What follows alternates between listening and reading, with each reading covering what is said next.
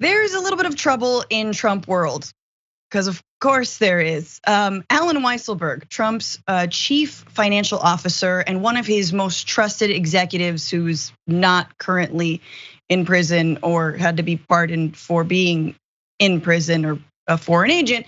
Anyway, that guy turns out, he might be going to jail because he pled guilty to more than a dozen felonies, including criminal tax fraud and grand larceny. That's right.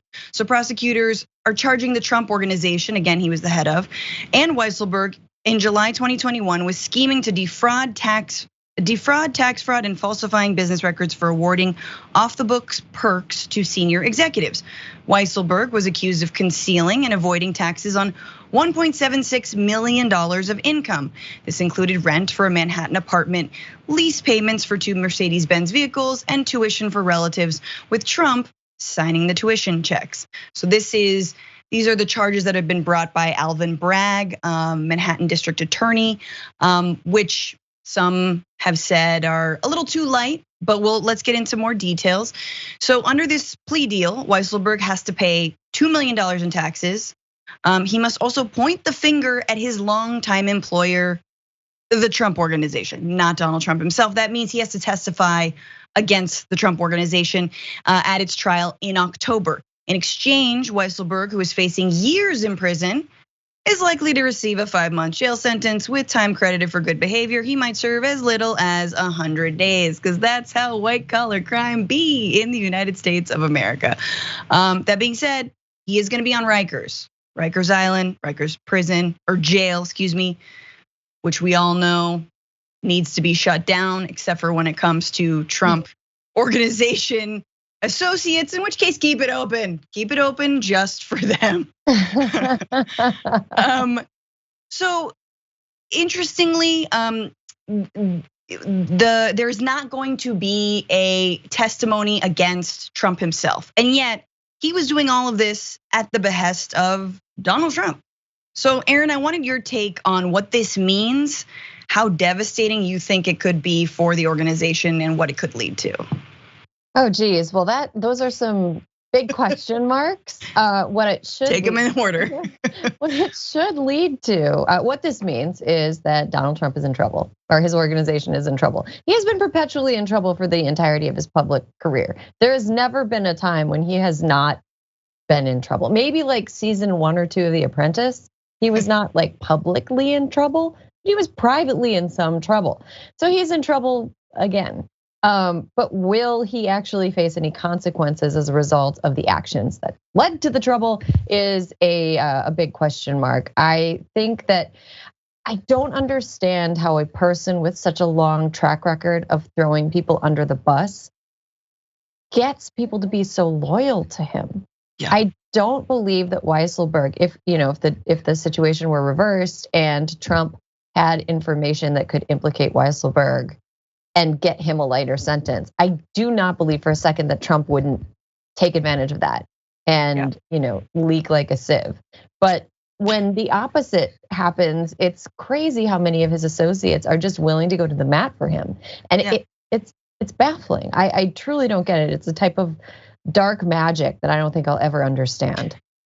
Yeah, and it takes in a certain amount of dark magic and criminality to pull off this amount of crime, financial crime, for the Trump organization over years and years and years. I'm gonna give him some credit here, right? It's not super easy to do that, and you kind of see that because Weisselberg wasn't necessarily handling the fraudulent claims that Trump won the 2020 election. He was over in the financial world. I'm gonna guess if they had someone smarter on that whole BS, they might have got something done. They might have actually had any kind of, evidence to the fact that there was fraud, because there was not. And you don't put Sidney Powell and whatever, Rudy Giuliani, flatulent Giuliani, just up there with Jenna Ellsberg, people we've never heard of, right? So Weisselberg again this is a dude who has been there by Trump's side since before Trump was running for president. He's been helping him get away with defrauding everyone effectively, and also getting away with their own, gifting, apartments and Mercedes-Benz and whatever, and getting away with their own stuff. But like Michael Cohen, the only person who's effectively so-called flipped on Donald Trump, it's like, yeah, you at some point it's gonna come for you, and it's gonna be the financial angle, like all mob bosses and mob organizations. And I don't know, I'm curious to see what Weisselberg will say. I'm curious to see the line of questioning. Of course, if you're not even allowed to say the words Donald Trump, or if you have to be like El Jefe, like was in charge, like it feels like it's a little bit of a dead end. He's gonna serve his 5 months, and we're all just gonna have to move on. Maybe the Trump organization won't, will lose its ability to exist. Yeah, this whole debacle, and maybe I'm a cynic, but a big takeaway that I've had from watching Donald Trump in the public eye run away from trouble is that if you're rich enough and you have a strategy that is a time-wasting strategy, you can drag your feet for years and years and years and years. Like some of these crimes that we're talking about Weisselberg being involved in happened a long time ago. And you can just gum up the courts. You can slow things down. You can have lawyers that are willing to throw all the spaghetti at the refrigerator, so to speak. And you can slow it down enough that you basically outlive justice. And that seems like what is kind of happening right now. And I would love to see Weisselberg and other affiliates of the Trump organization and the Trump organization itself be punished for the fact that it's essentially an organization that exists to skirt responsibility for paying taxes and to this is allegedly launder money. Right.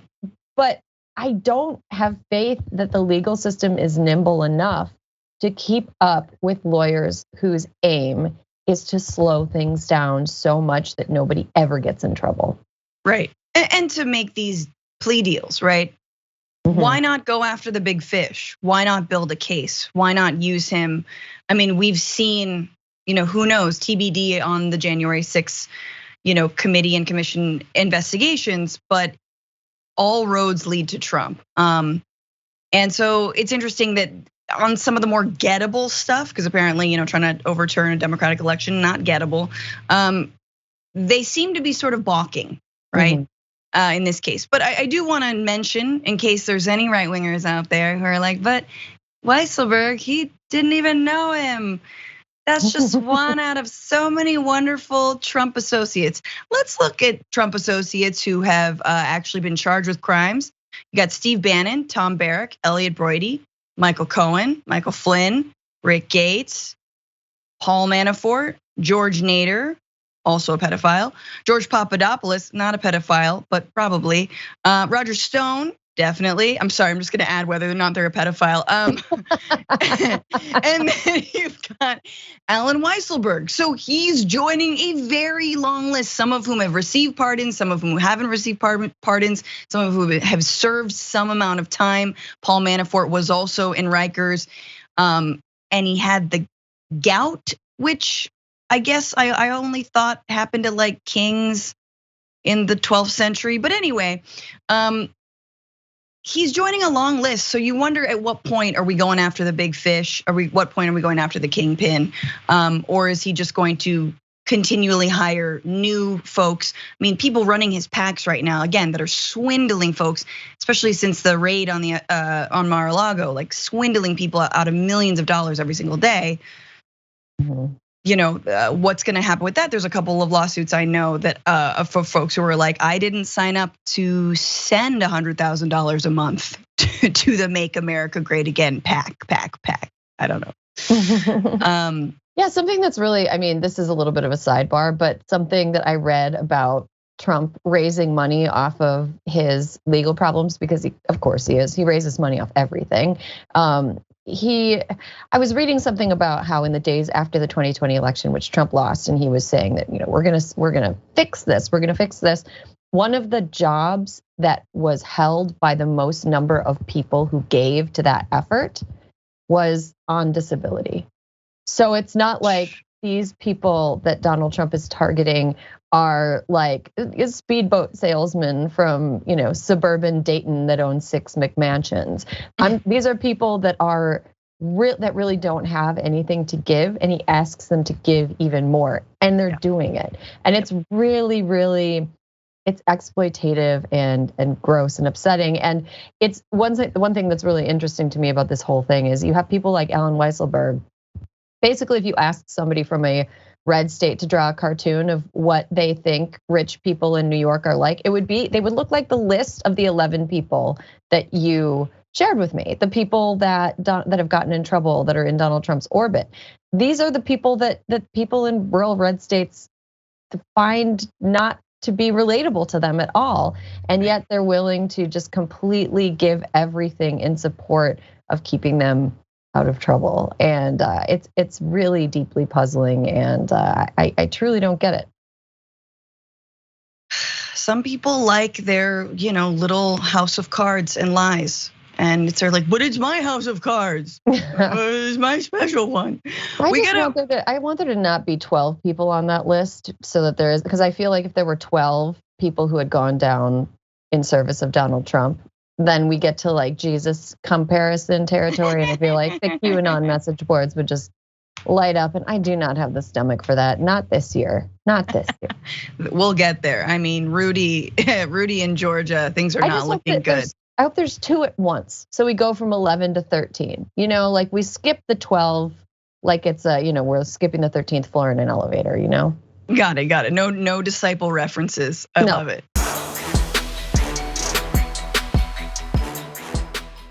For more political news breakdowns, interviews, stories of activism, and me trying my hardest to care about the occasional big celebrity news story, subscribe to our YouTube channel at youtube.com/The Damage Report. And you can ring the bell wherever it is so you don't miss anything.